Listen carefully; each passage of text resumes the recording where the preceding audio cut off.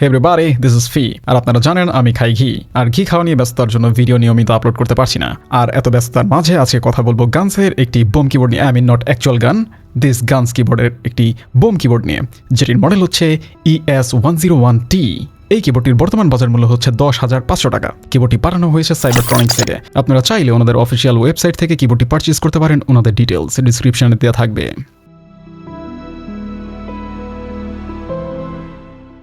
মোটামুটি বাজেটের মধ্যে যারা প্রিমিয়াম কিবোর্ডের ফিল নিতে চান আজকের কিবোর্ডটি তাদের জন্য।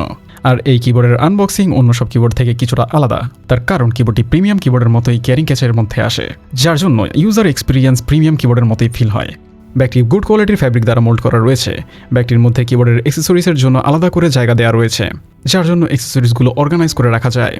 অ্যান্ড ব্যাগের মধ্যে থাকছে একটি ইউজার ম্যানুয়াল, একটি USB A to Type C কেবল যা নন braided, it's bit disappointing.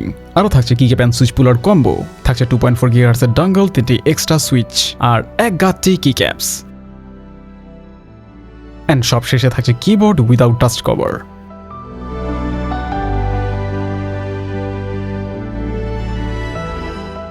কিবোর্ডটি full metal বিল্ডের অ্যান্ড এই মুহূর্তে শুধুমাত্র ব্ল্যাক গ্রে কালারে পাওয়া যাচ্ছে। কিবোর্ডটি 98% লেআউটের, সো বড় সড়ো কিবোর্ডের কাতারে পড়ে। তাছাড়া মেটাল বিল্ডের কিবোর্ড হওয়াতে কিবোর্ডটির ওয়েট দাঁড়িয়েছে 2241 গ্রাম, তার মানে 2 কেজি প্লাস, যা কিবোর্ড হিসেবে অনেকটাই ভারী। আর এই কারণে কিবোর্ডটিকে আরও প্রিমিয়াম লাগে। কিবোর্ডের ওপরে নিচে কোথাও কোনো ব্র্যান্ডিং করা নেই, তবে নিচের দিকে গানসের একটি স্টিকার রয়েছে যা রিমুভেবল। কিবোর্ডের নিচের দিকে খুবই সুন্দর ডিজাইন করা রয়েছে যা ইনগ্রেভ করা উইথ CNC কার্ড। বেসের মধ্যে ডিজাইন না করে ফ্ল্যাট দিলেও কোনো সমস্যা হতো না, তবে এই ডিজাইন করাতে কিবোর্ডটিকে আরও বেশি এলিগেন্ট লাগে, যা প্রিমিয়াম ফিলিং দেয়। কিবোর্ডের মধ্যে নব অ্যান্ড ডিসপ্লে কম্বো দেওয়া হয়েছে যা হোয়াটসঅ্যাপেবল, তবে ডঙ্গল স্টোর করার জন্য জায়গা দেওয়া হয়নি। বেসের মধ্যে 4টি রাবার পেড দেওয়া হয়েছে অ্যান্ড হাইট অ্যাডজাস্ট করার জন্য কোনো অ্যাডজাস্টেবল ফিট দেওয়া হয়নি, যা মেটাল কিবোর্ডের জন্য প্রিটি মাচ নর্মাল। ইভেন কিবোর্ডটিতে বল ক্যাচ মেকানিজমের সুবিধাও রয়েছে।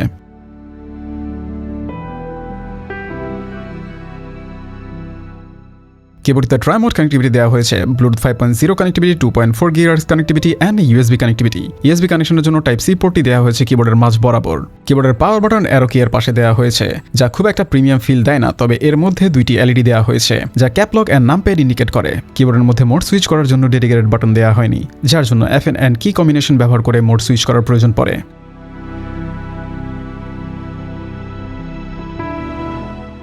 কিবোর্ডটিতে বল ক্যাচ মেকানিজম দেওয়া হয়েছে, যার জন্য কিবোর্ডটি ডিসঅ্যাসেম্বল করা সুপার ইজি, যে কারণে মুহূর্তের মধ্যেই কিবোর্ডটি ডিসঅ্যাসেম্বল করে ফেলা যায়।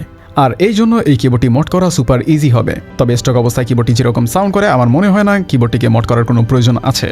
কিবোর্ডটিতে 12টি গ্যাসকেট দেওয়া হয়েছে যা উইয়ার্ড শেপের, অ্যান্ড কিবোর্ড খোলার সময় এই গ্যাসকেটগুলো নিজে থেকেই খুলে চলে আসে। আর এই ব্যাপারটা আমার কাছে মোটেও পছন্দ হয়নি, তার কারণ গ্যাসকেটগুলো যেহেতু খুবই ছোট, সো হারিয়ে যাওয়ার চান্সেস খুবই বেশি। তাছাড়া কিবোর্ডের 4 কর্নারে 4টি সিলিকন প্যাড দেওয়া হয়েছে, যার জন্য কিবোর্ড অ্যাসেম্বল অ্যান্ড ডিসঅ্যাসেম্বলের সময় কিবোর্ড থেকে অনাকাঙ্ক্ষিত ঘর্ষণের শব্দ হয় না। কিবোর্ডের PCB ডটার বোর্ডের সাথে একটি রিবন দ্বারা কানেক্টেড, যা খোলা খুবই সহজ ছিল। অ্যান্ড ডটার বোর্ডের সাথে কিবোর্ডের 2টি ব্যাটারি আলাদা করে কানেক্ট করা রয়েছে, যার জন্য কোনো কারণে একটি ব্যাটারি খারাপ হয়ে গেলেও অন্য ব্যাটারি দ্বারা কিবোর্ডটি ব্যবহার করা যাবে। কিবোর্ডের top housing 360 gram, base housing 1314 gram and middle part 553 gram and display যুক্ত নবের ওয়েট 25 গ্রাম। কিবোর্ডের মধ্যে সাউন্ড ড্যাম্পেনিং এর জন্য 5 লেয়ারের ড্যাম্পেনার দেওয়া হয়েছে।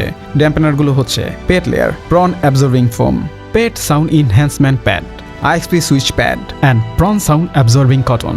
অ্যান্ড এই কিবোর্ডের প্লেট ম্যাটেরিয়াল পলিকার্বনেট। কিবোর্ডের PCB ফ্লেক্স কাট অ্যান্ড এর thickness 1.24 millimetre.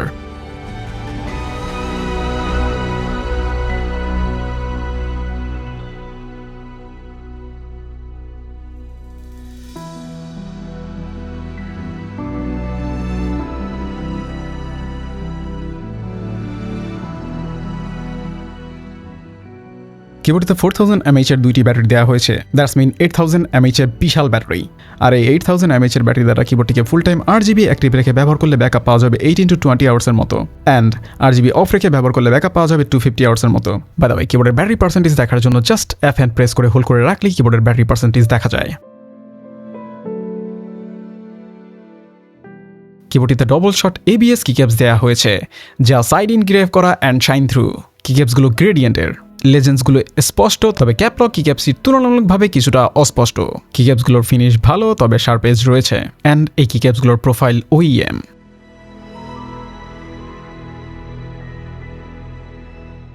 কিবোর্ডতে KTT milk dragon switch দেওয়া হয়েছে।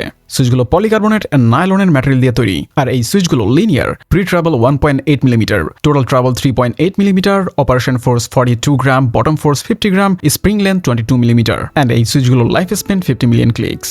সুইচগুলো ফ্যাক্টরি লুপ, অ্যান্ড এই সুইচগুলোর মধ্যে কোনো ধরনের স্ক্র্যাচি সাউন্ড নেই। সুইচগুলোর sound and pressing feel বারারি smooth, and আমার পার্সোনাল র্যাঙ্কিংয়ে এই সুইচগুলো প্রথম সারিতে জায়গা করে নিয়েছে। সুইচগুলো 5 পিনের অ্যান্ড কিবোর্ডের পিসিবিও 5 পিন হট সোয়াপেবল। সো কোনো কারণে সুইচ পছন্দ না হলে বা খারাপ হয়ে গেলে ইজিলি পরিবর্তন করে নেওয়া যাবে। কিবোর্ডের স্ট্যাপগুলো ফ্যাক্টরি লুপ অ্যান্ড হট সোয়াপেবল।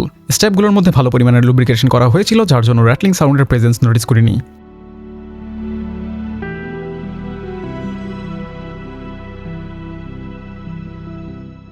কিবোর্ডের মধ্যে নব অ্যান্ড ডিসপ্লে কম্বো দেওয়া হয়েছে, যা হট সোয়াপেবল।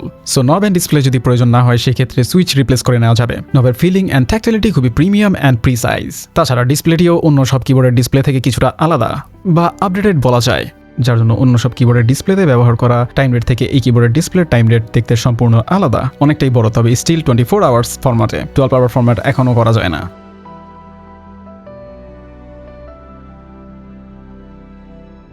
কিবোর্ডের এলইডিগুলো south facing, bright and saturated, তবে কিকেপসগুলো গ্রে হওয়াতে এলইডি থেকে আশাজনক ব্রাইটনেস পাওয়া যায় না। কিবোর্ডে থাকা ফাংশনগুলো সফটওয়্যার অ্যান্ড অনবোর্ড কন্ট্রোল করা যায়, আর কিভাবে কন্ট্রোল করা লাগবে তা স্ক্রিনে দেওয়া থাকবে। কিবোর্ডের ডেডিকেটেড সফটওয়্যার রয়েছে, যা দ্বারা কিবোর্ডের প্রোফাইল পরিবর্তন, লাইটিং প্রিসেট পরিবর্তন, কি রিমেপিং, তাছাড়া ডিসপ্লেতে থাকা গিফও পরিবর্তন করা যায়।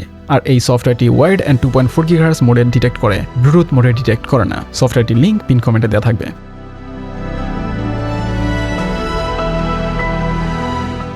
এই কিবোর্ডটি গানসের এখন পর্যন্ত সবথেকে প্রিমিয়াম কিবোর্ড, অ্যান্ড এই কিবোর্ডটির মধ্যে তারা পরিপূর্ণ প্রিমিয়াম কিবোর্ডের ফিল দেওয়ার চেষ্টা করেছে, অ্যান্ড আমার মতে তারা সফলও হয়েছে, যদিও কিছু মাইনর ইস্যু রয়েছে।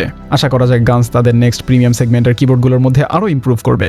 সো বাজেট যদি হয়ে থাকে 10 থেকে 11,000 টাকার মধ্যে, আর চাচ্ছেন একটি অলরাউন্ডার 98% প্রিমিয়াম ফিলিং কিবোর্ড, তাহলে এই কিবোর্ডটি নিয়ে নিতে পারেন চোখ বন্ধ করে, উইদাউট এনি ডাউট।